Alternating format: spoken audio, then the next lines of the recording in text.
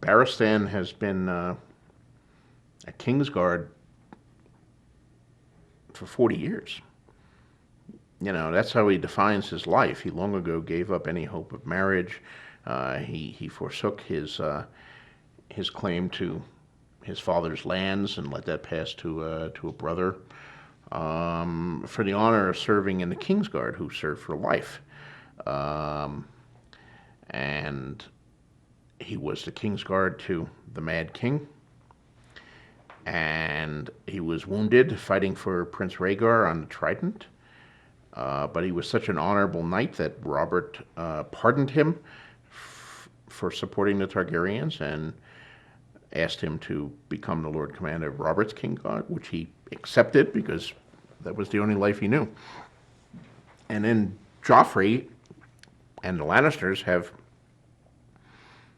discarded this entire tradition. They've essentially thrown away everything that he thought his life was about by dismissing him from the Kingsguard. As long as the Starks were strong, I don't think he was actually planning this when he marched south. But when presented with opportunity, he would do anything to strengthen his own position and strengthen House Bolton and weaken his enemies. And he did so several times. But he's a cold and rational and calculating sort of guy. If Robb had continued to win, I think he would have continued to be loyal. And if Robb had not lost the Freys and the Karstarks, and it seemed like he might come out of this, Bolton would have been right there by his side.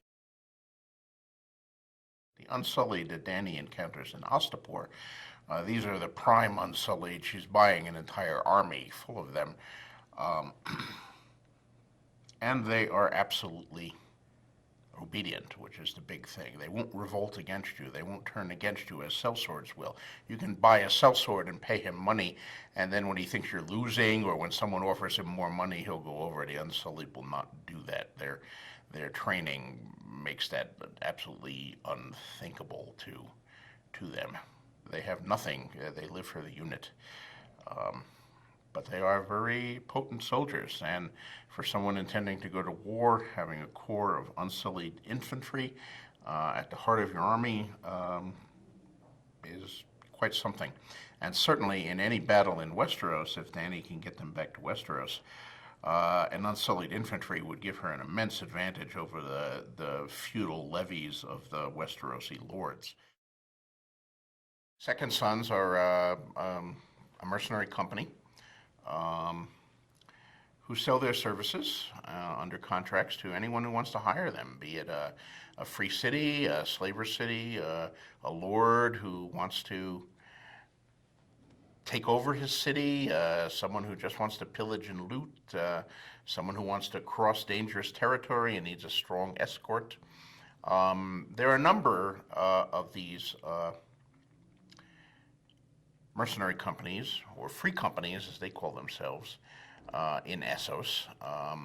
The 9 free cities, Tyrosh and Pentos and Myr and all that, do not have great military traditions. So although they have their own soldiers and their own militias and people their city guards who defend their walls, when they're fighting wars, they prefer to hire mercenaries to fight the wars for them.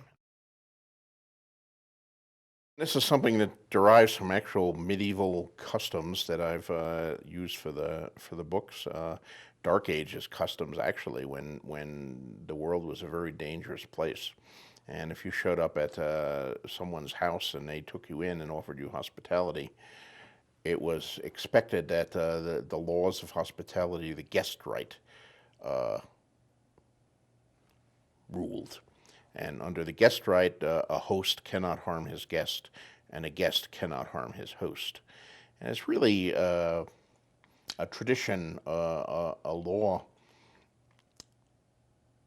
that is very essential in kind of savage environments where there's a lot of dangers in the wild and all that, because you don't want to let someone in under your roof if you think they're going to murder them in the night, and you don't want to shelter with someone who might say, oh, this guy has nice horses and a lot of money, so let's just kill him and all that. So the laws of hospitality became very, very sacred, and certainly that's true in Westeros, where particularly in the north, where the laws of hospitality are very strong.